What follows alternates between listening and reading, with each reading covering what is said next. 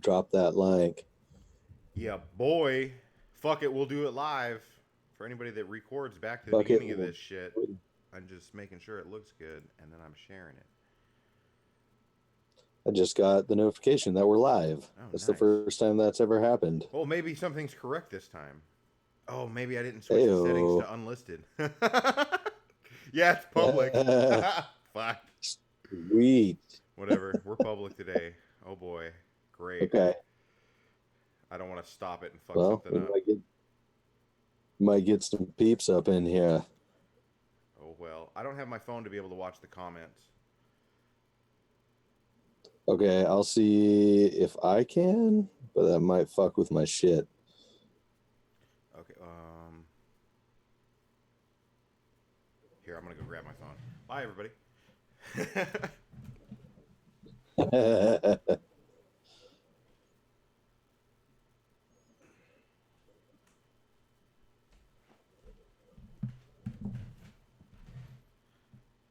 If it dies, it dies, which it looks like it will. It dies. It dies. It wasn't even in there charging while I just had it in there charging. For everybody listening, fuck my whole phone.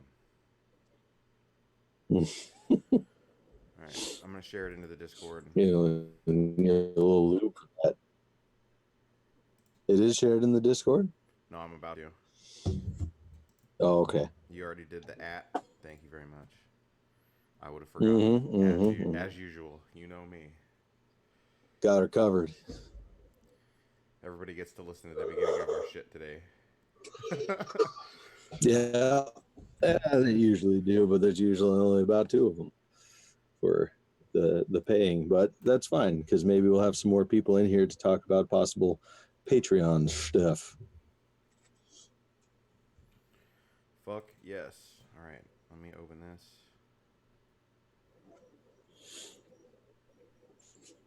God damn it. Yeah, my phone's gonna die like right away. Oop. Well, I'll see if I can get in there.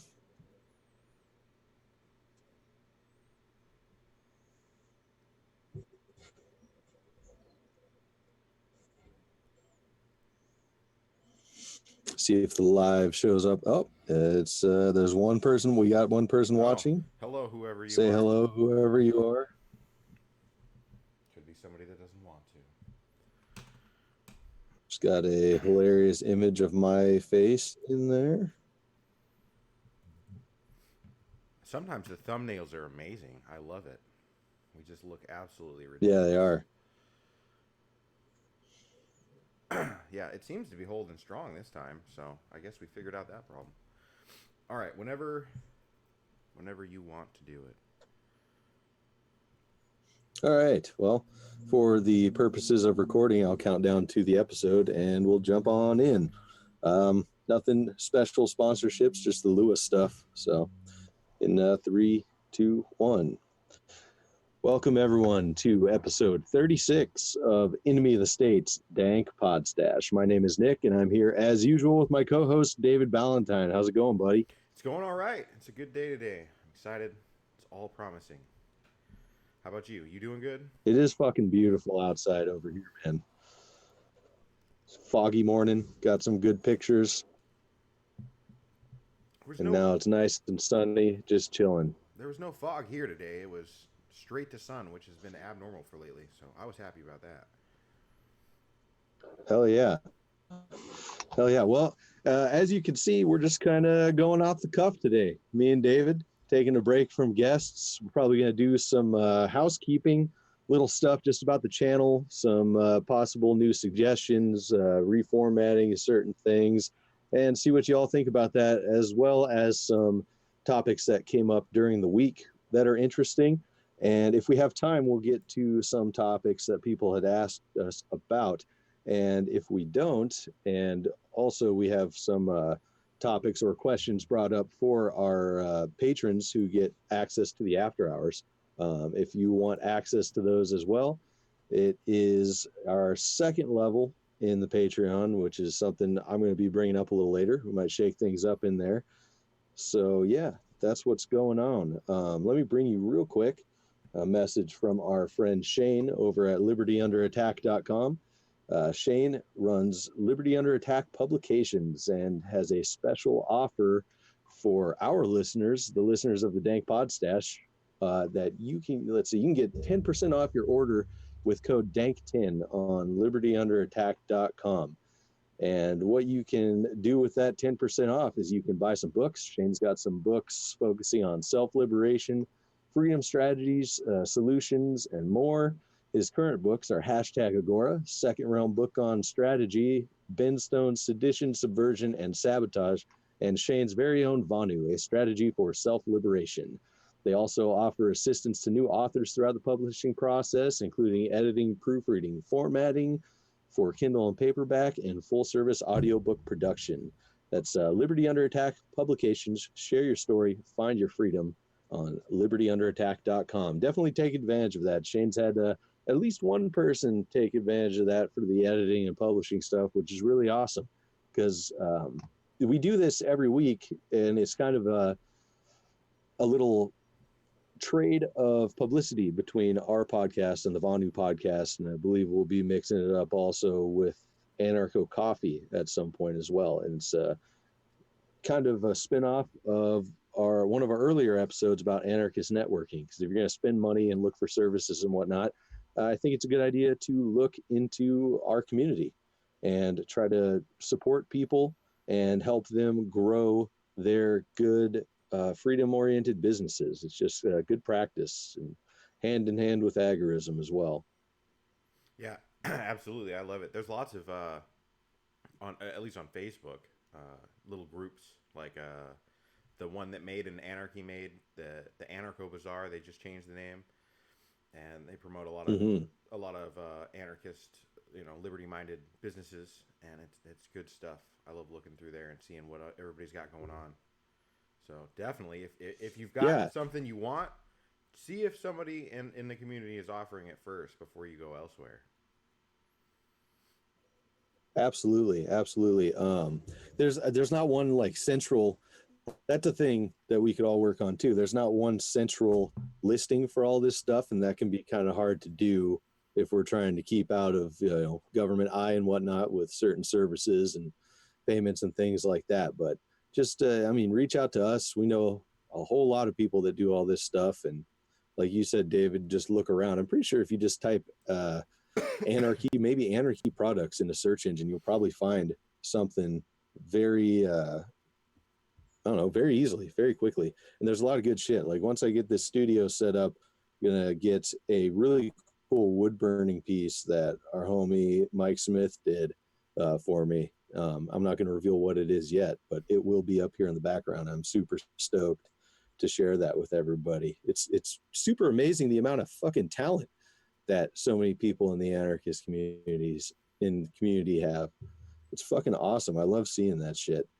There is one more talented thing that we are going to be involved with soon. I'm trying to pull up the fucking link, but that it's really exciting. Maybe we'll jump into that a little bit later if I can't find it, but I'm super stoked for this. It's what is it? Stateless Productions? Yeah, Stateless Productions. I'm not sure what the documentary is called. I did like one page at some point that was Stateless Documentary, but who knows if that's a working title or not.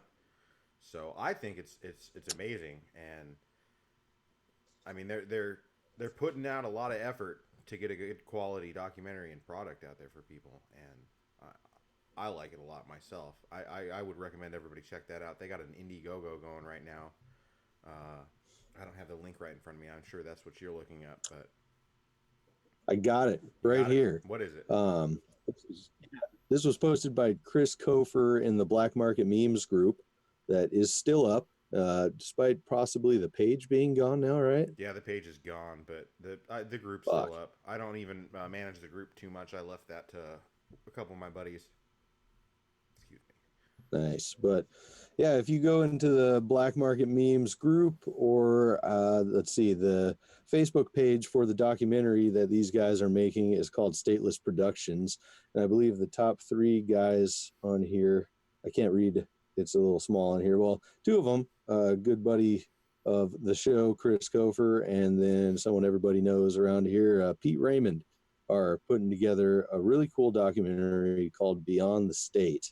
They got a whole lot of big names up in there that they're going to be interviewing, and a whole lot of names maybe not so big, but I really like that they're jumping in there and getting as much from as many different people as they can, because it's called Beyond the State. I think you can search that on Indiegogo.com, help them out financing that. They have a bunch of different packages all the way up to being a producer. So you'll be listed in the credits and on IMDb, which is pretty fucking awesome.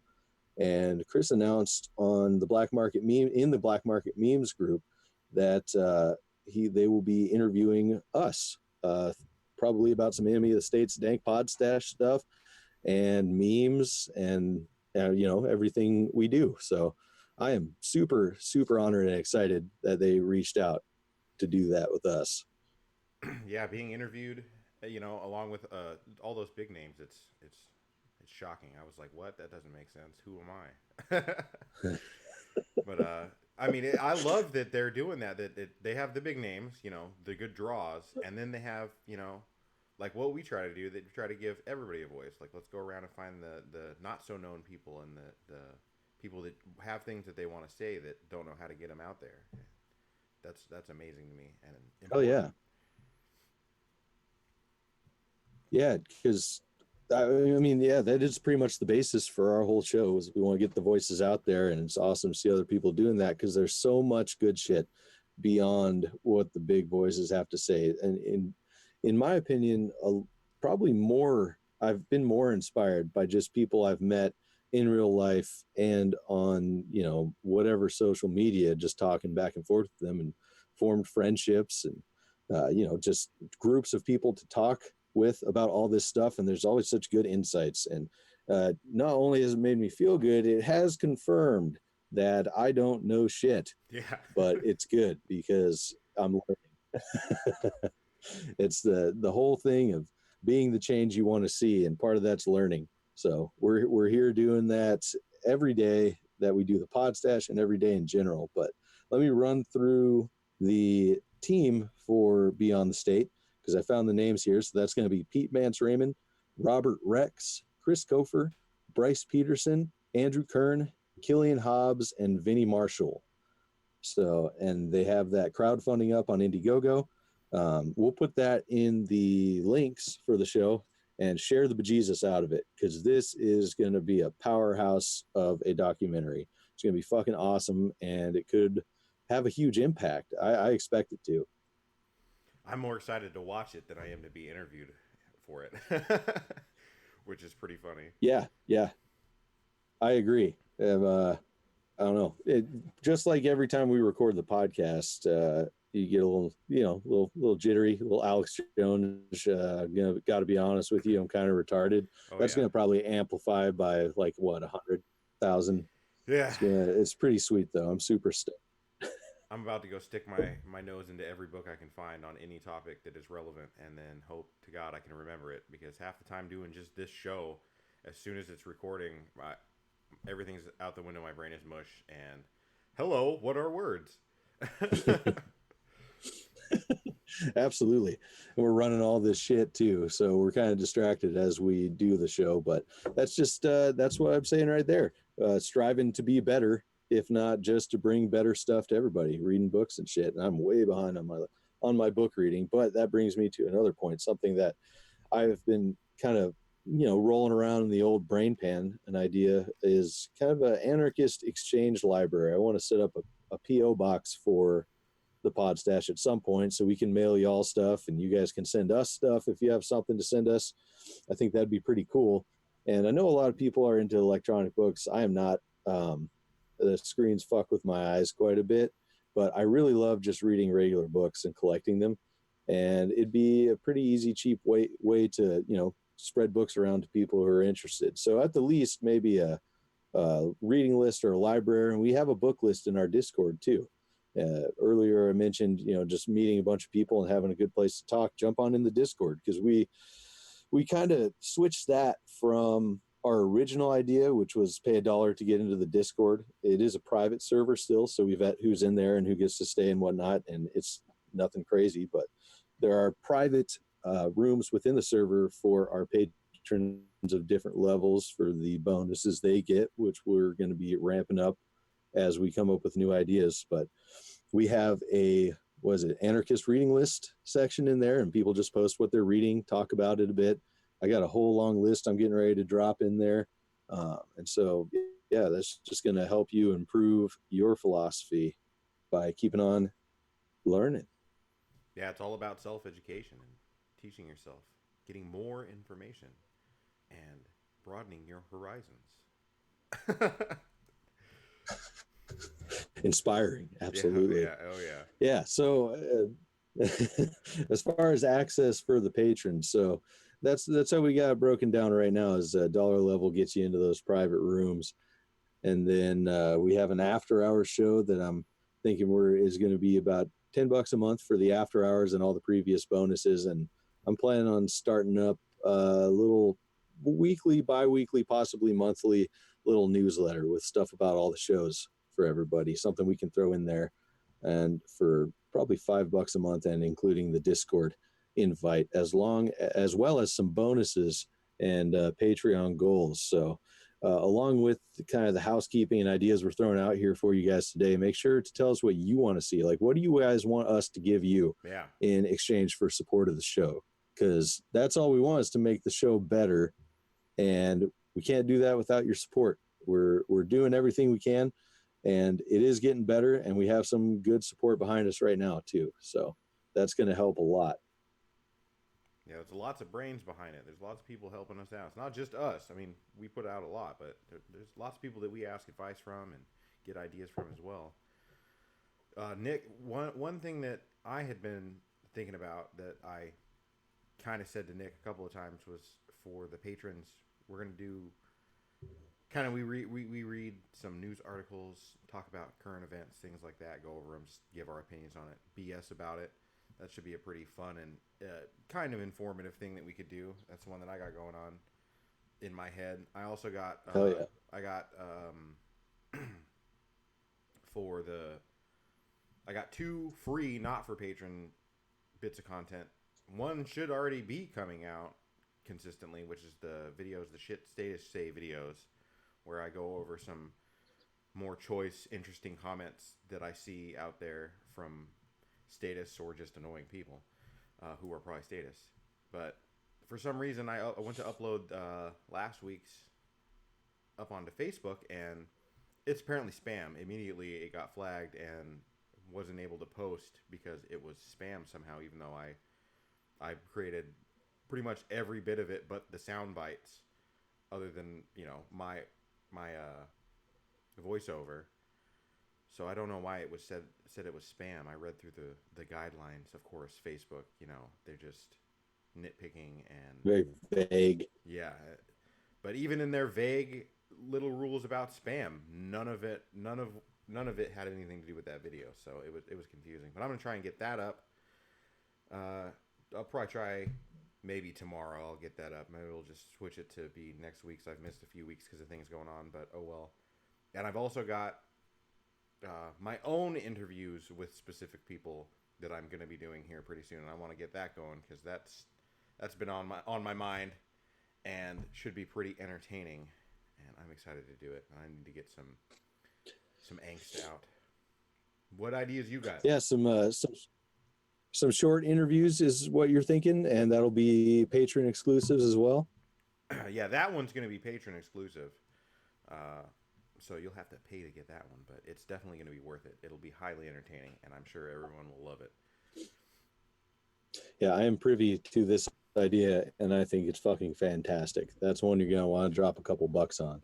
So, yeah, and you mentioned the news articles, going over that. Feel free to send those to us. Hop in the Discord, hit us up for a invite, and you can drop them in there, because we have a room for news in there. It's a really awesome server. It's turned out really well, thanks to our friends in there, but mostly our mods, Conrad Chaos and the Nihilist Agorist is what they go by in the server, and they're fucking fantastic. Couldn't be doing this without them.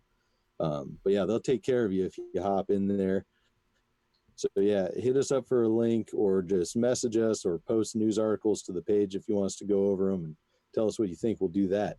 As far as ideas for me, the voice function on Facebook Messenger is super useful, and it has the perfect timeout at 1 minute. And if you want to be a little part of the show, possibly bonus content, record a 1 minute message of something you want us to talk about real quick, an opinion, something about the show, something about what's going on, anything about your philosophies, anarchist, libertarian, whatever, and jet them over to the Enemy of the State's Dank Podstash page on Facebook. And I will record those, and we'll go over some of that stuff either on the show or in a different segment. That's something I've been wanting to bust into as well. I think that's a really cool way for people to be able to get their voice out there without having to do a full episode, because not a lot of people want to do a full episode. So do some little sound bites, go over some stuff real quick, and that'll be really cool. That's my main thing as far as little bonus content for now. I'm working on some other projects that I'm not going to reveal at this point that don't have anything to do with the pod stash. So I've been a little busy, little out of it with this stuff. Life's, it's kind of been shitting on us over here in the Western United States, and it's been a little tough, but we're pulling through, and I'm just glad we're able to record this today too. If you didn't have any other ideas or calls for people to send stuff our way, I got a little something, a little topic that I found to be very interesting this past week. Go for it, man. Sweet. So there's a dude, some people know him, some people don't. His name is Dave Champion, and I was recommended to hook up with Dave Champion to talk about the tax honesty movement a while ago. I haven't been able to quite get that together because I was on ban at the time, and I think I connected with him on my sock account. I haven't been able to on my regular. So I'm going to try to get him on there, because the tax honesty movement is definitely something we're interested in bringing to you guys, and definitely check that out. Dave Champion and the tax honesty movement, wherever you can find him. But a person shared one of Dave's videos about telling people to stop showing your receipt as you leave a store, because the stuff you're leaving with is your property. You've paid for it. And he does make the exception, of course. If you go to if you're a member of a club store, like Sam's Club, Costco, shit like that, there's all kinds of different ones. I believe it's in your contract that you sign and pay for the membership that they're going to check your receipt on the way out, because it's how they do their loss prevention. And I think more what he was talking about and what gets brought up when this stuff is talked about is things like Walmart, where it's open to the public. You walk in, you get your shit, there's cameras on you everywhere, you get your receipt and you leave. And it's almost like TSA-esque on your way out, because they got the people there in the vests, and they're just like, hey, let me see your receipt. And I never agreed to that. It's not a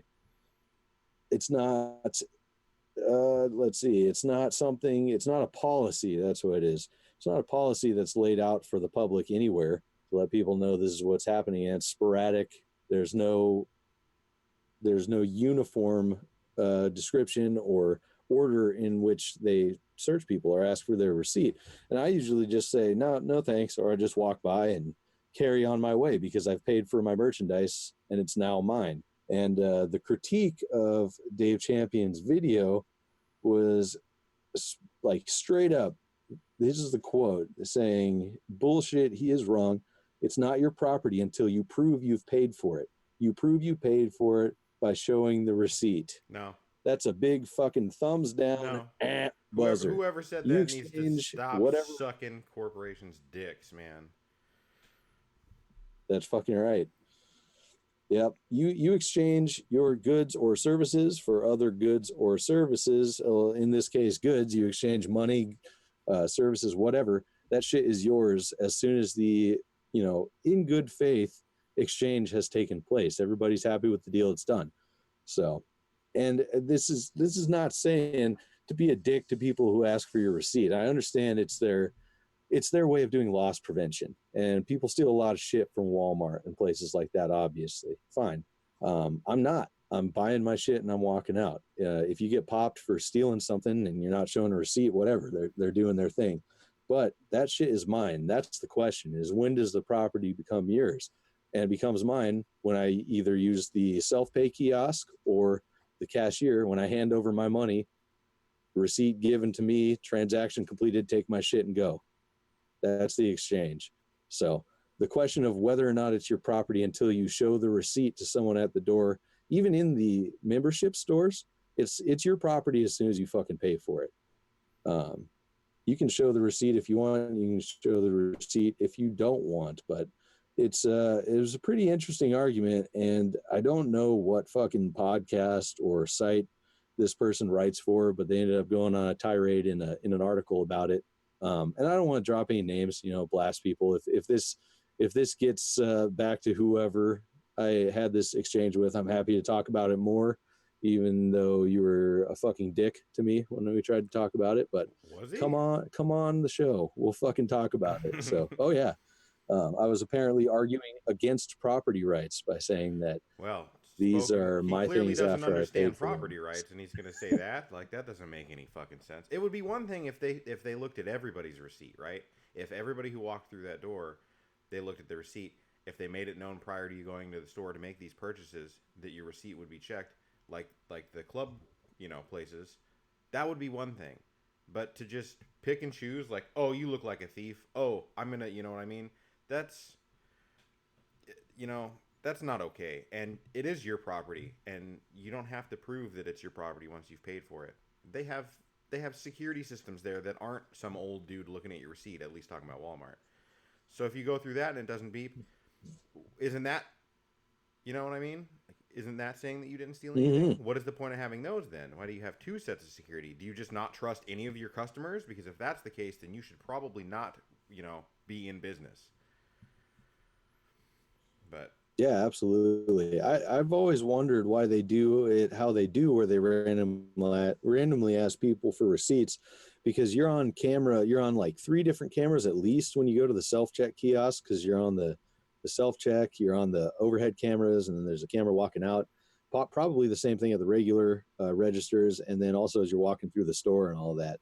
So it just seems like a really ineffective way to catch people, I guess. It's really strange. I guess maybe bagging stuff between paying for the stuff you did buy and walking out. But it's just such a strange thing to put together, that you don't own it until you show a receipt. Because even in the club stores, you own it when you pay for it. You've just agreed to show a receipt on the way out.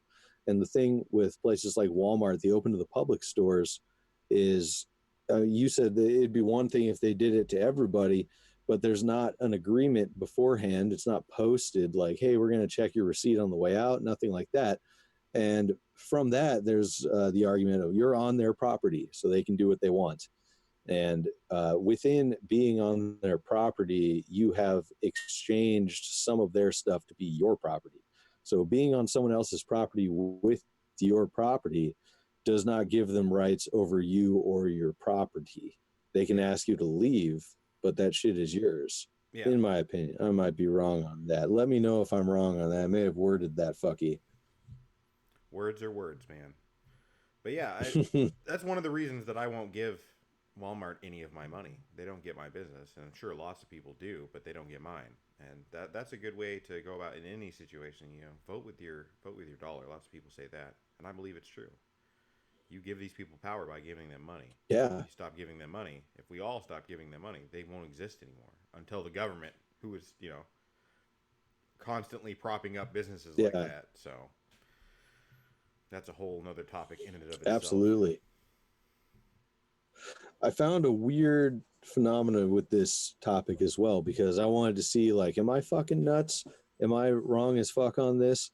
Because there was not a whole lot of support for the ideas I was putting out there on the original post. So I posed the question. I said, when do you own your property when you go to a store? Is it when you exchange your money for that, or is it when you prove with the receipt that it's yours? And pretty much unanimously, it was when you pay for it, it's yours. But there's, I think 75% of the people who answered dove straight into the I guess answering a question I hadn't asked of whether or not you should show the receipt, or if you mind showing the receipt. It was very strange. It was like the question of when your property when property becomes yours was out the window. It's like, well, I don't care about the receipt. It's like, oh yeah, I don't really care either, but when do you own your property? Yeah. So yeah, weigh in on that one. Let us know about that. But I think it's pretty cut and dry. It should be, but most things that you think should be cut and dry definitely are not with people. Everybody has their 2 cents and they think they're right, even if they're very, very wrong. Absolutely. And if you're listening to this too, I mentioned that this all stemmed from a video by Dave Champion. Check out that video, what he says, because he jumps not only into the philosophical implications of all this, but also a lot of the legality behind it. He knows his shit. So even, within status parameters, you can, rightfully not do this, but that's if you care about that shit. And that was on his page, Dr. Reality Dave Champion. And if anybody has access to Dave Champion or the tax honesty movement, throw him our way, because I still want to talk to him. Yes. That's a big thing I want to talk about, is the tax honesty movement. And I'm still going to keep reaching out to him. I guess that's another thing about reaching out to people. We kind of came to the end of our solid, 2-3 months booking of guests that we have. And we decided to take a break and do this show with just us. And we are going to be booking some more people, because that's what we want to do, have people on here and talk about stuff with us. So if you're interested, hit us up too. We have a few that we're going to reach out to after this show, probably within the next week, and see what's up. Some exciting shit, some fucking trolls too, which should be funny as fuck. I'm down, my people. Well, what interesting shit did you hear this week, man? That was my turbulence. My brain has been in another place, so I haven't been, anything that I may have heard has gone out of my brain. It's I understand that. I'd like about on the last topic though. I'm gonna go to. I got a question for you really quick.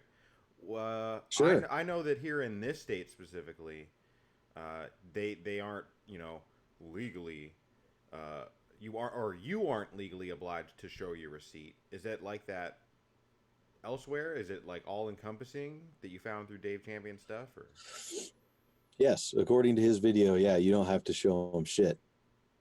And that's not per state to state. It's just all over. I don't think it's different from state to state. That's not what I got from the video. It's a pretty long, comprehensive video. So, as I said, go check it out. It was a few days ago that I watched it, but that's what I got from it. Yeah, that was an interesting one. There's something. Oh yeah, a note too. Like if you're walking out of these stores and you don't want to show your receipt, fine, great, well within your right, but just probably a good idea not to be a total douche to these people. Yeah. Just because they're people. You don't want to be douches to people in general. It might even, put them on a better track mentally if you maybe took a minute to explain it if they were interested, or were just polite and said, yeah, no thanks, and went about your business. Because extending kindness is a hard thing to stick to for a lot of people, myself included. Easier in day-to-day interactions, but harder online for sure, and definitely something I'm working on to try to be that example of change I want to see in the world. So I think that's important. So there was an interesting kind of topic that I think it's Mason in the Discord. He wanted to bring up. There was like a slew of topics, and one of them kind of was brought up that was kind of religion or atheism, specifically Christianity or atheism with anarchy. And I know there's a lot of people in both camps who consider themselves anarchists. I'm not religious. I'm not Christian. And I find that authoritarian religions of any stripe, in my mind, they're not compatible with anarchy. I know there's like Godarchy and anarcho-Christian and stuff like that. And there are messages within, say, the Bible that are anti-authority and whatnot. But the whole point of Christianity, it seems, is to give authority of yourself over to your God. And I think the idea of authority is antithetical to anarchy, especially in that way. I don't see these people necessarily that identify as anarchist Christians making that doing anything authoritarian for the most part. You know, the principled ones. I find that does not jive for me. So we might, I don't know, we kind of talked about that with maybe Hody and Trisha just for a bit when they were on the show, but that's something we'll dive into another point. I got to knock the rust off my religion thinking Yeah, skills, because that's something I left behind a long time ago. I stopped worrying about that kind of stuff long ago. I moved away from it. I stopped talking about it. Stopped studying it. Stopped discussing it. It became pointless in my mind. Actually, until maybe in this last year and a half or so, then I started meeting more people who uh, are anarchists and are also religious, and discussing things with them, and their ideas. It's interesting, to say the least. Uh, just the way they formulate these ideas in their head. To anybody who I know is my friend listening, I'm not saying anything bad about you. I avoid the subject with them. Occasionally, I'll ask them their opinion if it pertains to that, but I usually avoid the subject because I know that they won't like my opinions on it, and I don't want to end up being rude when I'm not trying to be rude, just because I think they're wrong. Because who knows? Maybe I'm wrong. Never know. Yeah, I don't like to push anybody to not be something that they want to be. If it doesn't, as long as it jives with freedom and not fucking with me. Yeah. I do love getting into that debate though with people, and there's some good points brought up. I want to say in the Bible, when the tribes of Israel wanted a king, I believe Solomon was the first king. I'm just bringing back my Bible study days from when I was a little kid. I believe God was like, "You sure you guys want this? Like, you seem to be doing all right." And they're like, "No, give us authority." So it's a lesson to be extracted from that. Even their deity was like, "Yeah, I think you'll be all right." So there are things like that that sound fine, that jive with the anti-authority kind of deal. And then when people are talking about just how they interact with what they believe to be the Christian God and whatnot, it's less of a authoritarian relationship and seems to be more of a guiding force. Um, like I said, not into it, but I can see a lot of the arguments they make. The whole give unto Caesar verse from the Bible. What is Caesar's? If you believe in God, you believe that God owns everything. So ain't shit Caesar's. That makes sense too. And that's the thing that I think is good to extrapolate from all different kinds of religions is the good shit like that, the stuff that teaches you stuff. Because I'm pretty sure the golden rule, do unto others, is permeates every religious tradition. So it's a pretty good foundation. Where it expanded from there, that's another story. Yeah, it's almost in a way similar to a lot of the anarchist ideologies in my mind. How religion has split. I believe sometime way back, I'm sure that there's people that study the like Gnostic texts and things like that know about this way more than I do, but I don't care to know because to me it's all made up nonsense. That's where I base. See, I'm losing track of my brain here. Basically, there was something a long time ago that everybody liked a lot, and they were like, "Hey, I'm gonna cherry pick this part of it, and I'm gonna go off in this." And I mean, once you get into the Abrahamic religions, it becomes obvious that they've just cherry picked every fucking religion before them, and you know, made some hodgepodge that they liked the best, and they're like, "This is my fan fiction, and I'm sticking with it." So, and then kings and various people have edited the texts and changed things, and it's all written by humans. I don't believe anything came from some deity, some all-knowing God or anything like that. It's all written by humans, and humans are fallible, so I just don't trust it. Yeah. I don't think there's any denying that the structure that religion provided helped advance humanity in certain ways. And the thing that that bugs me when people bring that up is that, it sure is useful. That doesn't mean it continues to be useful or is necessary to continue. It's kind of the same thing. I don't necessarily think government has advanced things more than a free market and a free people would.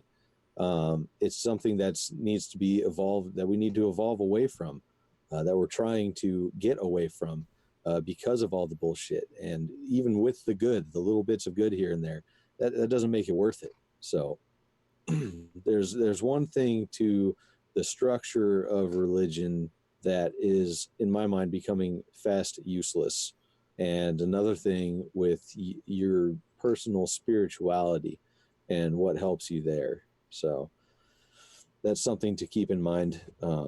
Like I'm fond of saying, don't throw the baby out with the bathwater. Take the good and get rid of the bad. And it goes along with all the different schools of anarchist philosophy, which is what led to my disdain of hyphens, anarcho hyphens, because there's a whole lot of good stuff in a whole lot of different philosophies involved, and you don't have to stick 100% to every part of it. You take the good, and if something sounds a little fucky, you toss it out. You put shit together. I know we both know, sorry if you didn't want to be mentioned, but Emily Brown on Facebook. I fucking love reading their posts. Yeah. Because super intelligent, putting together all kinds of really good ideas. And when asked what they identify as far as their school of anarchy, it's a really awesome grouping of philosophies and things together. It's nice to see people not being bound into, well, I mostly believe in this, so I'm an anarcho hyphen this. And just be yourself, be an anarchist, promote freedom and help other people out. It's really important. The problem with the hyphens, I know we've gotten into this before, is that people take it and they get really dogmatic with it. And then they shove everybody else out. Everybody else isn't an anarchist because they don't agree 100% with me. And that's terrible. It's just bad practice. Like, there's so many ideas and varying sects of anarchy that are good, and there's some that's not so good. Why set your mind on this narrow path with no room for error or learning? Like, a lot of people, I mean, I constantly get called an ANCAP, and I'm like, nope, I'm not an ANCAP. And it's because they're like, well, you like the free market. Yeah. And I'm like, yeah, but there's something to be said when you start delving into economics about what is the free market. Is capitalism just trade? Like, we could go on forever about that, but look at everything. Don't let me close stop your mind off. quick. No, it's not. yeah. No, it's not. Let me just say this. If capitalism was just a free market, why would you say free market capitalism? Why? Explain it to me. Boom. You were saying, though, keep your mind open? Yeah, keep your mind open. Talk to other people. Stop shoving anybody who disagrees with you away. And I'm sure people would listen to that and be like, David, you block everybody. I'm like, no, I don't block somebody because I disagree with them. I block them because they're rude and it's just not good. I have plenty of friends that I disagree with on lots and lots of things that I interact with all the time, and we talk, and we're friends, but we disagree strongly on a lot of things. Just because you disagree doesn't mean you have to hate somebody. And just because somebody doesn't follow your ideology exactly does not mean you need to cast them out. So talk to people, talk amongst yourselves, discuss ideas, and don't instantly hate somebody just because they don't believe the exact same thing you do. Yeah. The question I would ask coming out of that is, like, how are we going to advance if we can't keep talking about the things we disagree on and find a way to work together or at least parallel to each other? It's just the dehumanizing of other groups of people, especially sad, seen inside anarchist, I guess, circles. It's the easiest way to justify shitty actions is to dehumanize people. It's the Hoppy and Snake meme bullshit. Communists aren't people. So, and that from there you take the next step to, it's okay to throw them out of fucking helicopters. Yeah, nah, dude. That's no. You can't just throw someone out of a helicopter because they believe different from you and you've decided that they're not a person. And it's a tactic that's been used by states, authoritarians, since forever. So why are you calling yourself an anarchist and then adopting these tactics that is used almost exclusively by authoritarians? Like, you're a little bit confused and you need to go look in a mirror, please. Mm-hmm. Yeah, it's always a super bummer to see, anarchists fighting about different things. I understand the importance of economics in most anarchist minds, no matter what school, except for some of the Passio and natural law fucking weirdos who don't give a fuck about that stuff. It's the way that we interact financially. It's the way we exchange things. And just because someone doesn't agree with you, whether or not they're factually correct, if you can demonstrate that, doesn't mean that they're not a person, and doesn't mean that that is means for a preemptive strike against them and everyone like them, because you're making up scenarios in your head that in the future they're going to fuck everything up and become enemies. Like, you're just making up reasons to enact violence and not work with someone or alongside them. The specific example I'm thinking of is a lot of caps talk about not wanting to exist in proximity with a voluntary commune, say anarcho-communist, mutualist, socialist, whatever, because at some point when their economic system fails, they're going to come over and fuck everything up trying to take things away from the caps. And that doesn't really make a lot of sense to me. I think there can be help extended in the free market, in the agora. These ideas are going to compete, and the best will win. But that doesn't mean, you see people like Venezuela. You look at Venezuela. What do you want to do? Say go fuck yourself now, or do you want to help people? Yeah. Um, you That want to extend that help, and it makes me think of something my friend Jeremy Harding, that a lot of people know from the weekly Hellscapes, has coined as the anarcho coalitionism. Is a coalition of people who want freedom and to end the state, and it's fucking stupid to be infighting when we have the biggest link that we all share, and that's the love of freedom and wanting to push that forward. yeah, people don't realize that with the infighting and shit that they are helping the state out, and it's extremely annoying. And people won't shut up. And people rag on me because they think I just strictly hate on capitalists now and caps, and I'm like, no, it's just the most that I see right now. Yeah, there's a flip side, and there's the tankies, but the thing that permeates the internet liberty sphere community is the really hateful ANCAPs and the really hateful libertarians, which is a whole nother story. So that's why I've been ragging so hard, is because that's what I see the most. When I first found the online community, those are the first people that I interacted with, was the ANCAPs. And there was lots of good people. I still have plenty of friends that are ANCAPs. I have nothing against them just because of their ideology. I have something against the ones that have attitude problems, that feel like that they need to attack everybody and that they're the best just because of their ideology. That's absolutely insane, and they need to shut the fuck up. Like, I've seen people go at somebody. People have gone at me strictly because I said something that was a joke. That anybody that knows me knew it was a joke, but it was slightly anti-capitalist in a way. Like, I believe I said it's not real capitalism or something like that. It was a joke, and I'm just pointing out the weird similarities between various arguments and things. And they immediately went and screenshot my post and said that I'm an idiot and started calling me names and saying all this shit. And I tried to be like, hey, yo, you took a joke the wrong way, but they just doubled down. And I later found out this person's fairly young and just got into the scene. But if somebody who has just gotten into the scene and is watching other people and behaving like them, that says a lot that they'd behave like that. That immediately anything that could be misconstrued as commie talk, you're a commie and you're an idiot and I'm gonna slam you. Like, come on. Well, hopefully it could be turned into a teachable moment, not necessarily to dissuade them from being an ANCAP, but No. maybe towards just a little, open to the other philosophies, because that's what I came in with the cap, the right kind of anarchist stuff, and reading is what really broadened my horizons.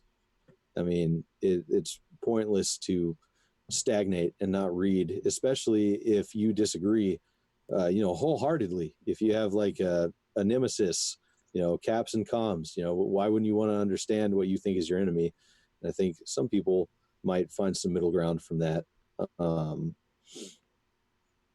yeah, it's a thing we can all work on together. Oh, it's encouraging because yeah, you see a lot of that shit, a lot of negativity from that side of stuff. But I've been seeing a lot more extension of olive branches.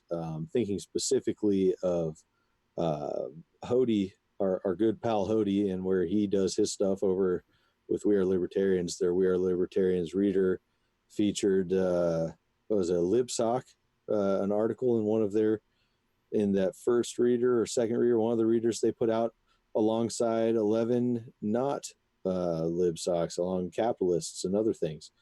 And I think that's awesome, and why hide the things that you disagree with instead of letting them be out there so people can see, hey, this is fucking stupid, or maybe he's got a point.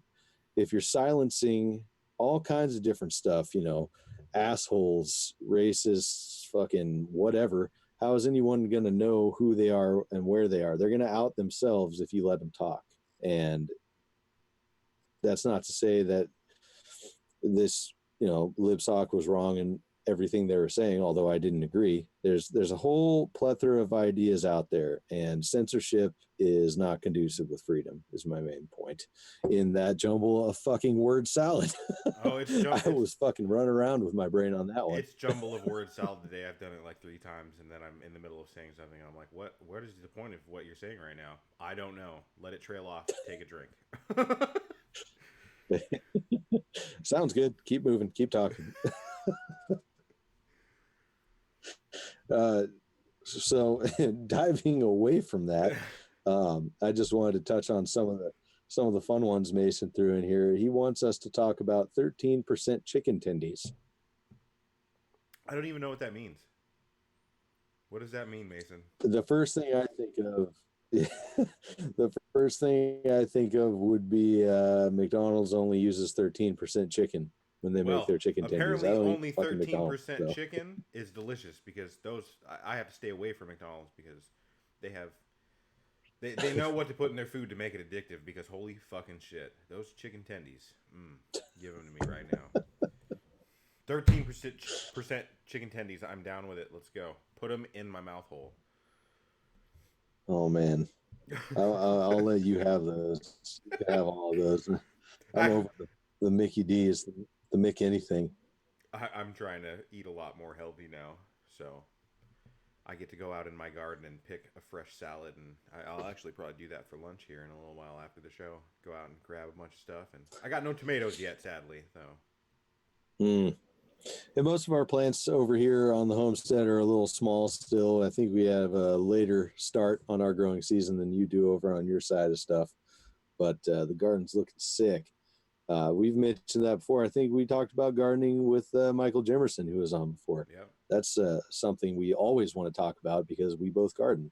And I believe it's definitely essential to personal freedom is liberating your food and your sufficiency from the state, being self-sufficient. So that's definitely, if you want to talk about that shit, come on the show. We are down for that. I love tomato memory. Hell yeah. uh, let's see, Pierce, former guest, also in the Discord. He says he thinks it'd be cool to talk about our state's specific brand of government fuckery, of which there is quite a bit up here in Washington. Yeah, the thing that pisses me off the most is when I start looking at trying to like market a surplus of vegetables or what have you. That shit pisses me off because I'm like, hey, there's no reason I shouldn't be able to grow this food, go out and sell it to somebody who wants to buy it. But right there in the middle is the state, who's like, come on now, that meme. Mm-hmm. Pay up, sucker. Yep. Yeah. Yep. Yeah. You know, that even ties in with the thing I've thought about quite a bit. And it's, you know, are you going to pay? Or are you just going to do it? Because the way I see it, just fucking go for it. Undermine that state. Go make your money. And it's fucking not guaranteed safe, obviously. You know, you might get slapped with a fine if you get caught, arrested, who knows what. But uh, changing things in this extreme of a manner, even starting just with yourself, making yourself as free as possible, doesn't come without risk. That's why Yeah. it's called revolutionary. Even if you follow the laws and do everything the state says, you're still in danger. Just so you know, I mean, I could cite countless cases. There's one, that the shooting of Philandro Castile, and I probably said his name terribly, but he was legally carrying. He did everything he was supposed to do. He claimed that he had it, and they shot him dead. And he Mm-hmm. did nothing wrong except exist, and they were scared. So, and they're always going to be looking for anything, even if you're following the law. They're always going to be looking for you breaking the law and trying to trick you into breaking the law or trick you into incriminating yourself. So, your best bet is to just live like the state isn't here. Try to build a community. Something that pisses me off about society is how somebody gets to a certain age, which is society has decided it's 18, and they need to then abandon their family and like move as far away from them as possible and act like they don't exist and hate them, don't want to talk to them, anything like that. If you don't do those things, people look at you funny. And it's really, really annoying because the best way, in my mind, to move away from relying on the state is to come together as family units like that in a community. So, like a community of family units. Like, that's how the natives did it in this country Mm-hmm. before everybody was Hunter-gatherer here. societies. And the fact that society has decided that, oh no, you need to go be alone and on your own. Well, why do you think that the suicide rate is up? Why do you think, all these problems, people are so depressed, anxiety, things like that? And then your solution is to, you know, obviously it's not a direct solution to that, but telling people that they need to go be alone and hate their family is not conducive to helping any of those issues. Yeah. And it's astounding that people believe that is what's acceptable. I mean, I get it. Your family can be annoying, and yeah, you want your own space and all that, but you can achieve all that being right near your family as well. And you're also going to be much more likely to come together as a team with your family and work together towards common goals and common interests than, a stranger, just naturally. Not that you wouldn't with a stranger, but it's a lot easier. Yeah, absolutely. That's the one of the main tactics of the state is ripping apart that support system, or replacing it with themselves, starting from the years and years of indoctrination, forced indoctrination camps called school. They're trying to take more and more reliance on the family to shape the child and put it in the hands of the state, up to and including punishing parents for different things that they deem unacceptable. And like you said, and it might be culturally, that's a cultural thing that's been kind of initiated by the state, is to ship off somewhere else for school and whatnot. And from what I understand, that's more of a U.S. thing than other countries. A lot of Yeah. times people go to college and whatnot in the same town or same city, within their support system, of their family and communities, because it absolutely extends beyond family to community, of which when people were in the smaller units, most of the community probably was family, in fact. I think that's definitely a really important thing. And I'm trying to get as much of my family around me up in here, what I consider the paradise of the Northwest. I fucking love it up here. And it's just a good idea for self-sufficiency, homesteading, security, everything you could think of. And it even extends to our anarcho family and fam. I always invite people, come on up here. Let's get land near each other. Let's do this shit. Let's start working outside of the government, um, and show that they're not necessary, not just to ourselves, but to other people looking in, being, like I said, being that change, following the ideas of Konkin and the New Libertarian Manifesto, competing parallel societies to make things like government obsolete. Yeah, it's extremely important to look at those kind of solutions and look where the problems lie. And I think a lot of the problems are tied to family like that. And yet, like you said, it's an exclusive thing to the United States. I know lots of other places it's not like this, when, just abandon your family and fuck your family. But most of our listeners are here, and most of my experience is here. So that's what I'll speak on. And Mm-hmm. I lost my train of thought. You say something. I thought it'd be interesting. Every once in a while, we run into people from across the pond over in Europe online. Haven't found any guests from there though, and I'd be interested in that because I hear anarchy, libertarianism, and even obviously cultural things like we're talking about right now are extremely different than we consider them here. And why not extend the fight, extend the olive branch, the handshake to across the whole world. That's the goal eventually, right? Is taking making freedom happen everywhere. Yeah, I really like that you brought that up at the end, the family unit and community and stuff like It's that. I think that's important. a good place to it's 100% important. It's probably one of the most important things. It's a good idea to leave everybody with. And on that note, I've been slacking on bringing it up and sharing it. I'm going to share it around social media here in the next couple of days too. But we still have the Coming Together to Help the Dank Meme Family fundraiser up. We're at $5,300 of $7,000. We got a little bit of profits from some of our advertising and whatnot that are going to be going there.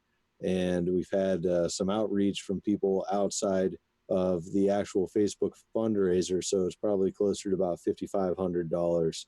So we got about $1,500. We'll make one last push because we hit that shit pretty quick, and we really appreciate everyone who donates. And I'm sure Daniel and his family do as well. They've made that very known. So we'll put that back in the notes yet again. And please share that. Donate if you can. If not, sharing's great.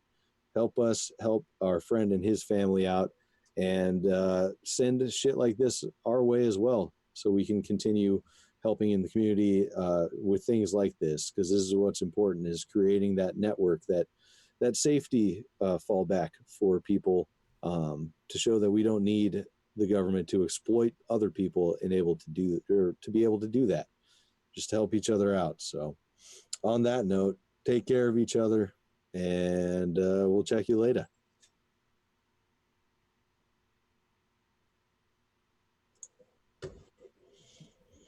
Do you happen to see any comments in the YouTube? There wasn't anything. Okay, cool. Well, we got stuff for the after hours, at least from Hodeman.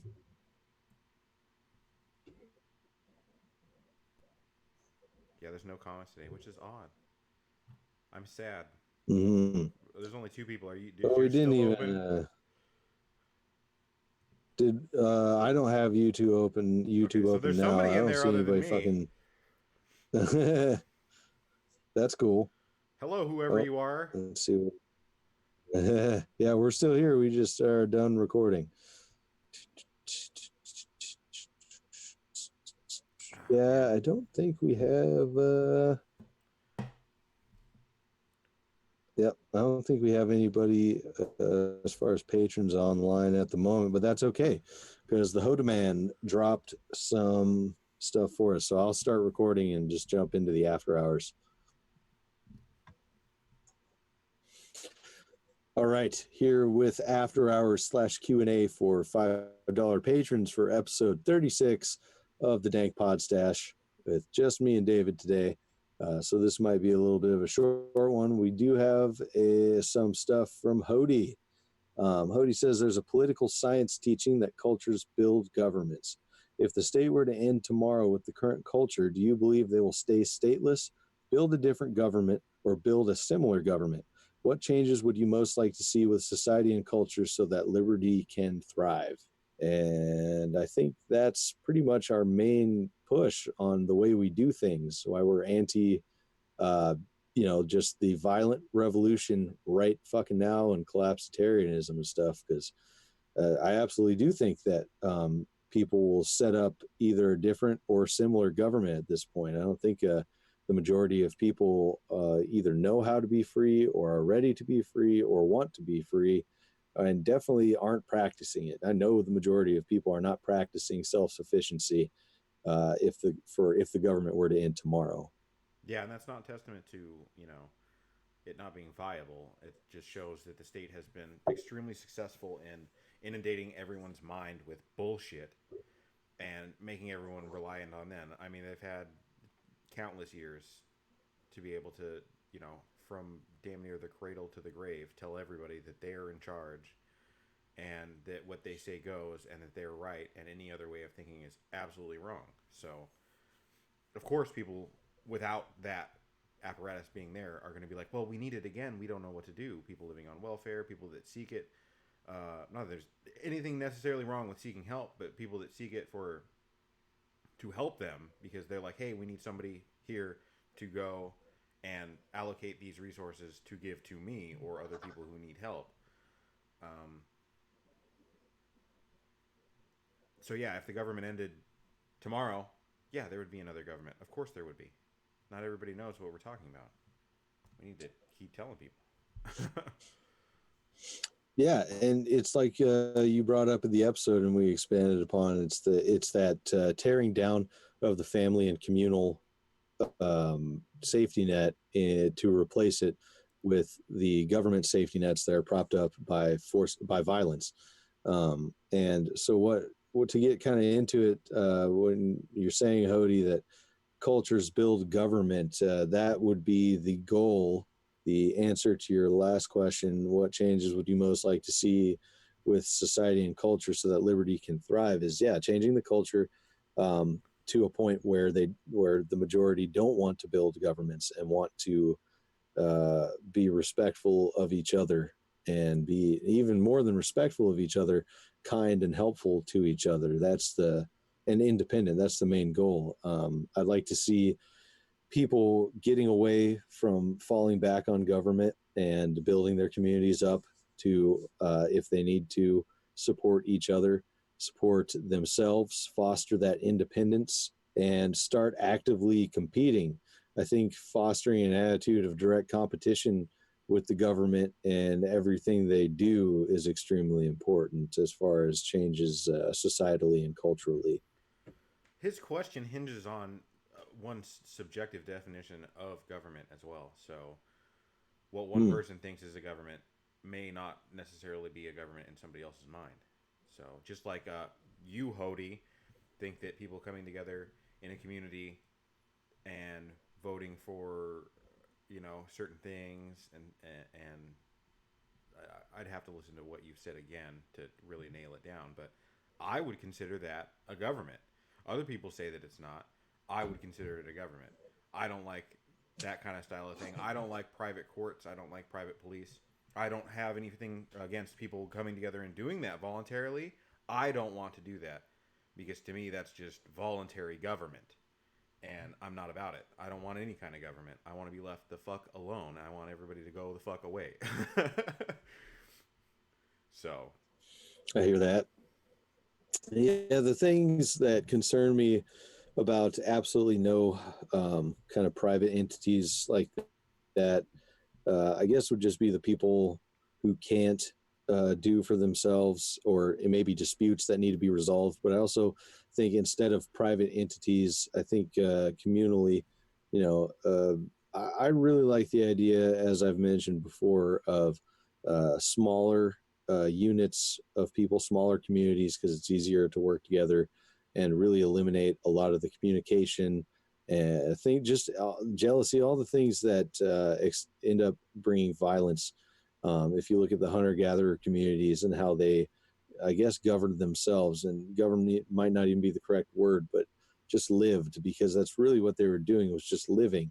And that's pretty easy to do when you break it down smaller. You're yeah. you're within a voluntary unit that has the best interests of each individual in mind, because that's the survival of it. Well, I'd like to see that. That'd be a nice cultural change to see.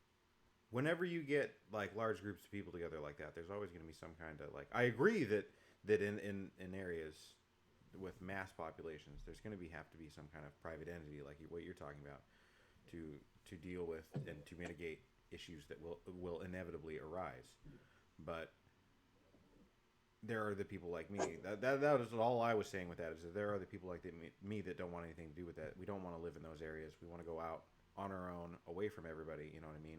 And also have like maybe small communities of people that just are living, that don't necessarily aren't governing themselves in that term, but Mm-hmm. like are just existing. And I mean, I have nothing against anybody who would want like a voluntary government, as I would put it, and I would sure be friends with him and trade with him. Hody wants that, and I'm fine with him. Like, there's nothing wrong with it, but Agora tribe yeah, merchants. I just want to point out wanted to point out the fact that like it's very subjective. Those words have lots of subjectivity to them. Like lots of people have their own opinions, Absolutely. and it's not like this means this. Like it's rarely ever like that. We may be putting the cart in front of the horse, assuming that those kind of private entities are even going to be necessary if a cultural shift towards independence and um, good relations between individuals is fostered and becomes an actual majority. Because if everybody's acting, like fucking adults, won't need to run to, an arbiter to figure things out, because you're not going to be fucking people over. So, Yeah. You'd but be like, that's "Oh, that's a you bit hit my car, utopian man. in thought as Oh well. man, I did hit your car. Shit. Here's like, what do you need for it? Like, how do I fix it? Well, let's just go down and get it fixed, and we'll figure it out from there. All right. Who is needed there? Mm-hmm. And reasonable people do that now, man. Yeah, Reasonable exactly. people do that now. They, at the very least, leave their insurance information or something. Yeah. No, it's a good question. Excellent question, Hody. I would love to see this study that you're citing, and I'm sure you have it, and we'll immediately drop it because that's how you do. Yes. Along with a book. You're going to write a specific book just for us. Yeah. I love those. I do read them. I do read them. That's pretty much it, man. Adam Howard, where the fuck are you, man? We miss you. Yeah. We appreciate your continued patronage, but get your fucking money's worth out of this, homie. Yeah, I feel like We you're not. wanna help you out. We want to get your questions answered. I feel like you're not getting enough out of this, man. You're rarely around, and I mean, I get it. People are busy and stuff, but I don't want to be like not providing you with what you have paid for. I still fucking like your memes and shit on Facebook, dude. I know you're out there. So, okay, this happens every week at the same time. You know what?